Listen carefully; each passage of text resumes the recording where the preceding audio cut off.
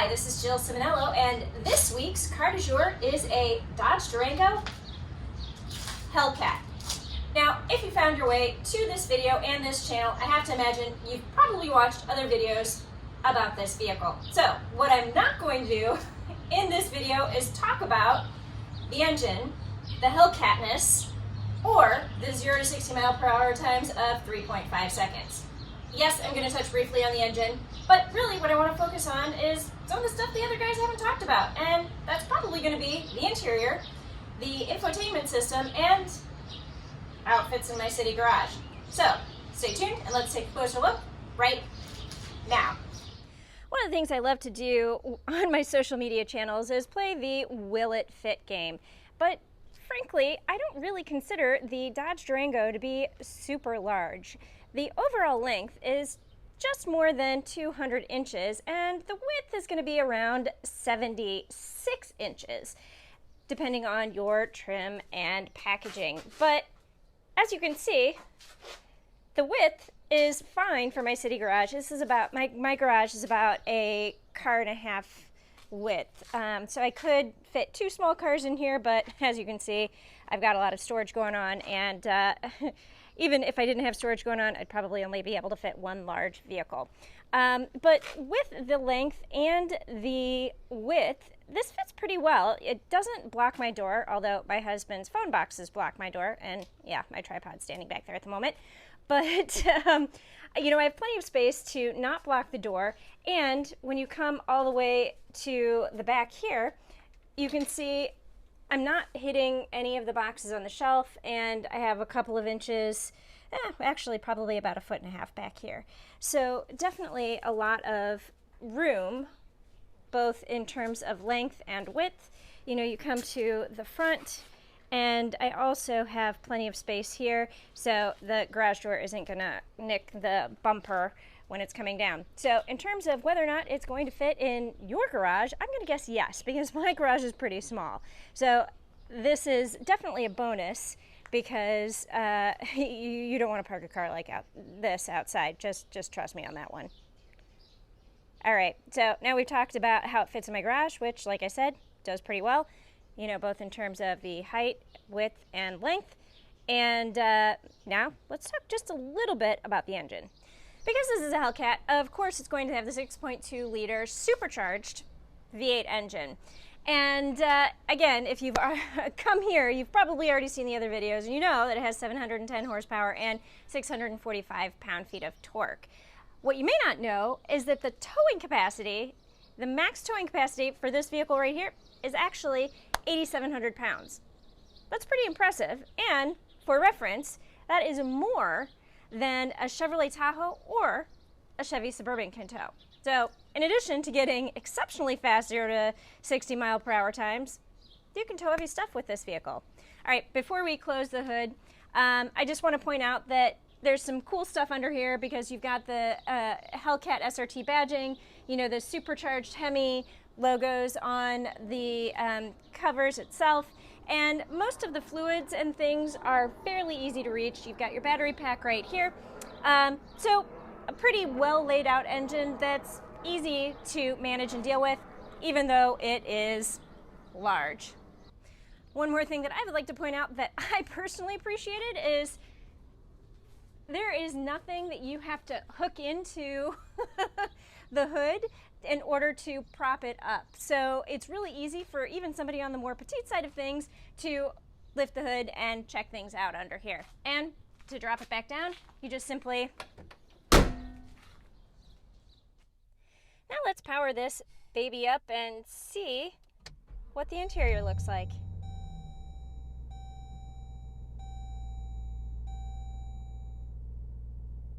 So it has a cool little graphic interface that with the introduction screen, the little welcome intro screen. I like the little Hellcat logo. Then you have this digital display in the center here. Now you still have your analog gauges on the right and the left for the speedometer and the tachometer, but the center can be slightly configured depending on what you want to see in this center space. And so you can scroll through some of the items. You can see I've been getting 14 miles per gallon, and I will say that is after a lengthy road trip. you see your driver's assist functionality. And you've got your 0 to 60 mile per hour timer, which I can't test in the city of Chicago. I don't have a good place for that right now. But again, you can kind of scroll through and see, you know, some of the different things that you can put in your center area.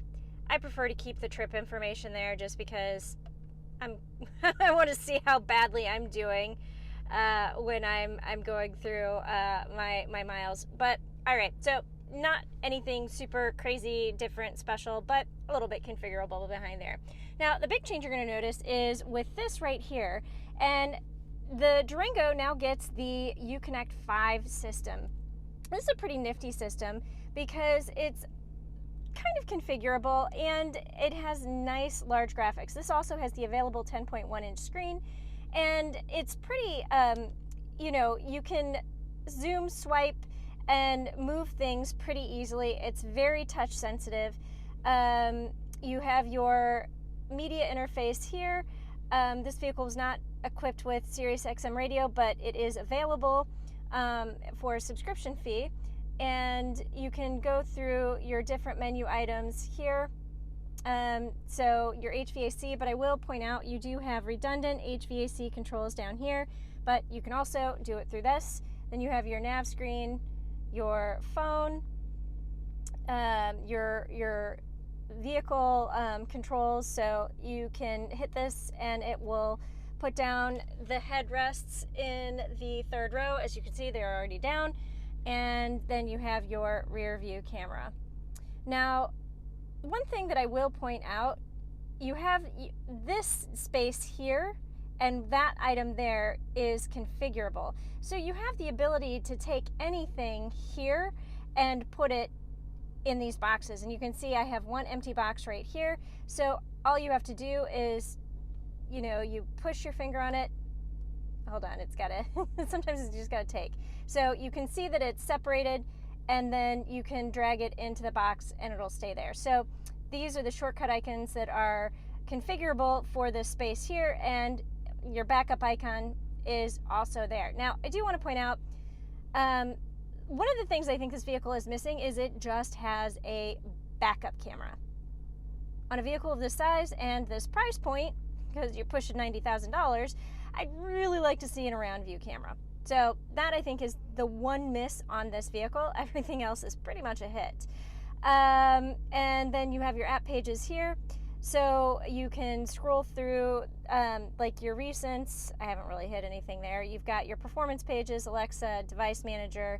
You can go through the different categories. So, you know, the radio, your device manager, your phone stuff, you know, your vehicle icons. This just gives you a lot of things that you can play around with. You can also then set up your favorites. So say you want AM to be a favorite, because I do a podcast that airs on AM radio. So, yep, I'm going to want that in Chicago, because I'm going to want to be able to access that pretty easily.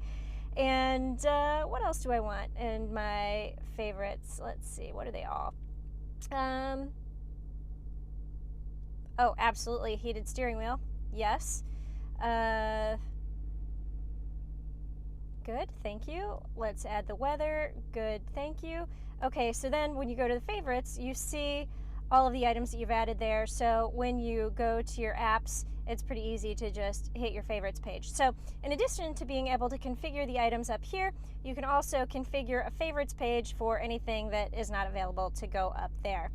I will point out that one of the ads for this year, these controls were all previously digital. So, you know, your heated steering wheel, your cooled and heated seats, you had to either hit this or, you know, do that and you would access it. But now they've actually added the hard controls back in. So I appreciate that, because sometimes I just don't want to swipe through screens. And if your fingers are bigger than mine, I'll be honest with you, these icons are just a little bit difficult to tap.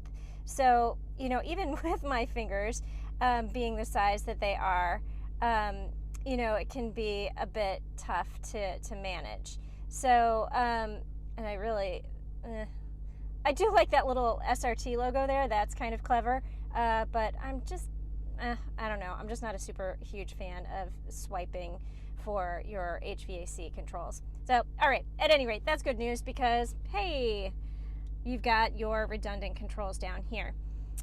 Something else I would like to point out, and I have my phone on airplane mode right now, so it's not going to show up, but there is wireless Apple CarPlay. I will show you some B-roll, but because while it messes with my audio if I have my Apple CarPlay connected while I'm doing video. So, but it does. The little icon would show up here.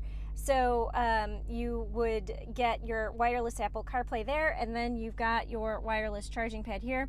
The wireless charging is available. I believe Apple CarPlay being wireless is standard with Uconnect 5 system. So I do like the wireless Apple CarPlay, and I enjoy the wireless charging pad, but to me, I'd much rather have the wireless CarPlay and Android Auto than anything else. So that's what you've got going on in here. Because this is the Durango and the Hellcat and the SRT, you know, you've got some special badging here. You do have the more flat bottom steering wheel. You have the shaved carbon fiber accents, which are really cool. And you have like an Alcantara suede, I think it's Alcantara, but you have more of like the suede liner on the ceiling. You do not have a moonroof or sunroof of any sort. But the seats, you've got the sport seats with the cool logo here. And these also have the suede inserts on them with the leather and really nice stitching. So I did take a road trip in this vehicle, and I will say that all around this is super comfortable to be driving in. So speaking of seating comfort, I want to talk a little bit more about that because, again, I took a road trip from Chicago to Indianapolis, which is 3 hours there, 3 hours back, and we hit traffic, and so I've spent a lot of time in this seat, and I think it's really well contoured, and especially because there is lumbar support, so I could adjust it up and down as well as, you know, in and out. And I did that and changed it during the time period because as I got tired, I wanted it higher. As I was fresh, I wanted it lower. But at any rate, highly adjustable seat, and it actually fits somebody who is more on the petite side of things. So I definitely appreciated that. Now, my husband spent a lot of time in the front passenger seat, and I'll just say he slept most of the drive. So I'm gonna say that's probably pretty comfortable too. So let's scoot into the back and check out the second row seats. And yeah, I'm totally doing the climb.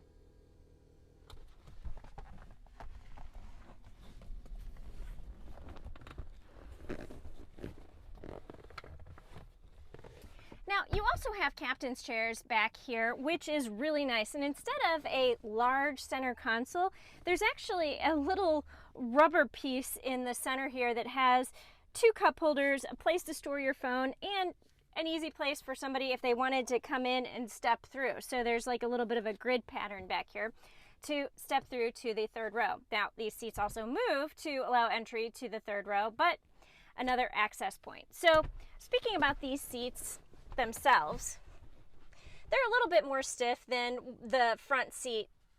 Actually, they're a lot more stiff than the front seat.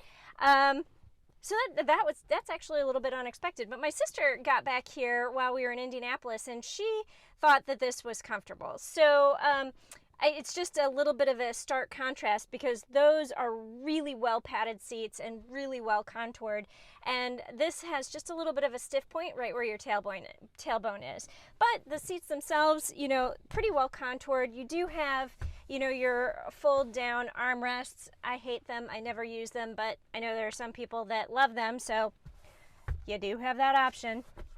And you know, they're not overly bolstered. So, and you know, and the headrests don't like push your head forward. So generally comfortable. I'd have to spend a little more time here to see if the firmness of the seat cushion would be a problem. But outside of that, you also have a few other amenities back here, including your air vents and whether or not you want the airflow on or off. You can control the temperature up here. Just look up. That's actually a fairly logical place to put that. So you have the tri-zone climate control, so you can control the heating and cooling here, as well as whether it blows, you know, on your face or your legs. And then you can control the vent speed back here too, which is also incredibly helpful. You have 2 USB-A ports back here, as well as an actual plug. So if you bring your computer, you can plug in your computer without needing to, you know, finagle some USB connection. One other thing to point out, in the second row of the Dodge Durango Hellcat, you also have heated seats. That's probably what my sister liked. I'm just not gonna lie, probably the heated seats. Okay, so let's check out the third row. And yeah, I'm gonna point out, I can almost stand up in here. Okay, what I really like about this third row is the fact that it isn't a 3-row seat. A lot of people try to jam, you know, automakers try to jam 3 people in this space, and the vehicle typically narrows at the back, and so your shoulder room gets to be a lot less, your hip room is a lot less, and then squashing 3 people in this third row, never a good idea. So you've got 2 and actually this seat is more comfortable than that seat. Yeah, this seat, the third row, is more comfortable than the second row. I'm just gonna say that right now. And you know, it's pretty well padded right at the tailbone. You've got again, good hip and shoulder room because you're not butting right into the person next to you. And my knees are not pushed off of the bottom of the seat a lot. They do pop up a little bit, but it's not like crazy, woo, you know, like I'm sitting in the fetal position back here. This is comfortable. I've got, you know, probably 6 inches of legroom between my knees and the back of the second row seat, and overall, I'm feeling pretty good about this seat.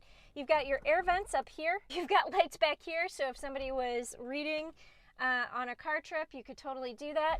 You know, there's a little bit of a bump up so that if you did have somebody who was taller sitting back here, they wouldn't hit their head on the ceiling.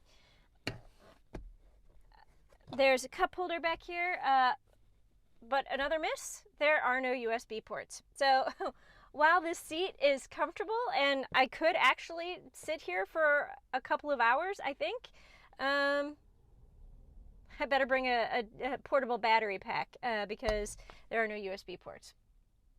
All right, so all around, I think the driver's seat and passenger seat, probably the most comfortable. Then you've got a lot of comfort here in the third row, but you have more amenities in the second row, including heated seats. So overall, though, I think that this is pretty good for a 3-row vehicle.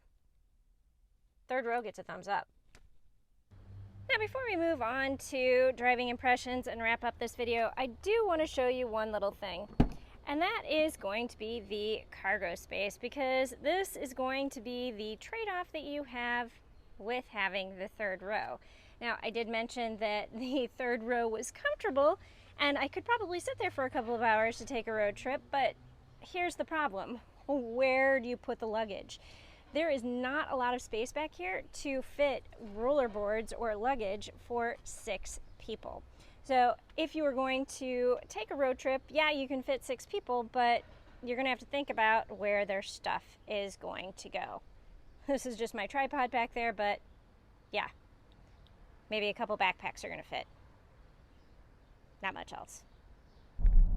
It is now time to wrap up this review, and I would be remiss if I didn't give you at least a few driving impressions. So the first thing I want to point out is fuel economy is not great. It just isn't. And I don't know that anybody buying this vehicle really expects to get great fuel economy, but I didn't even get 10 miles per gallon in the city. I was lucky if I got 8 miles per gallon. And I mean, part of that is there are stoplights and stop signs on every corner, but 8 miles per gallon.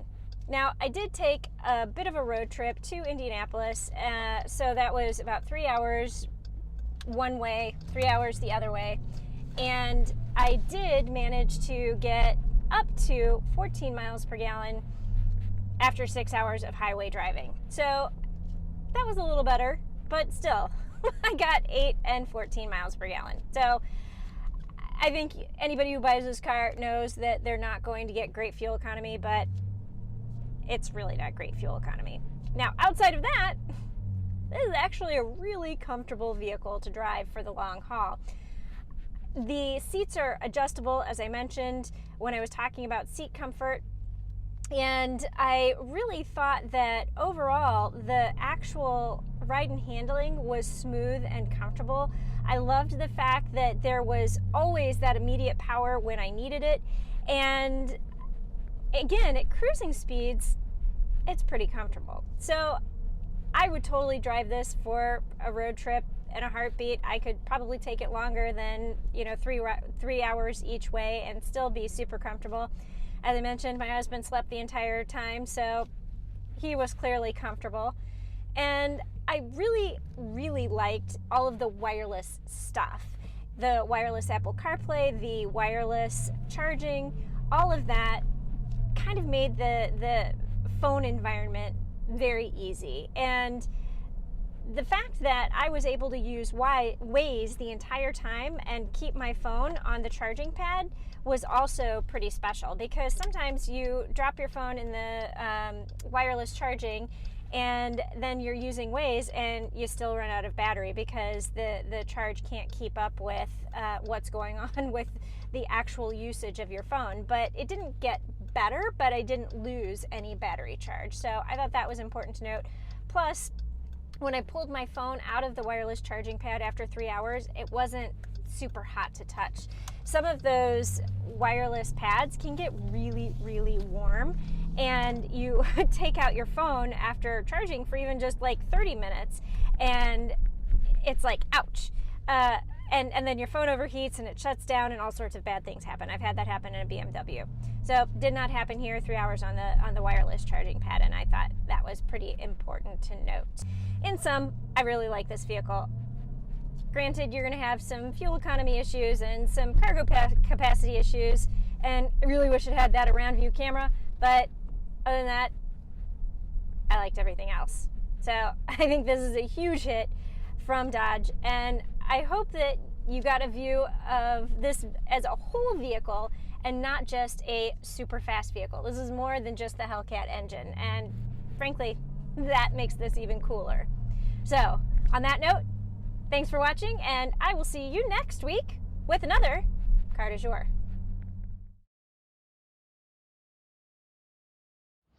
Hi, this is Jill Ciminillo, and this week's Car du Jour is a...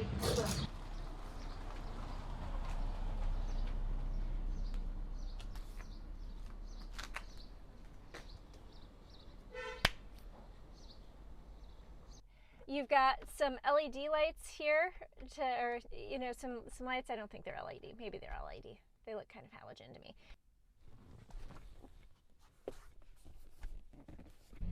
All right, in sum, I like this vehicle. Yeah, you've got some fuel economy issues and cargo capacity issues, and maybe the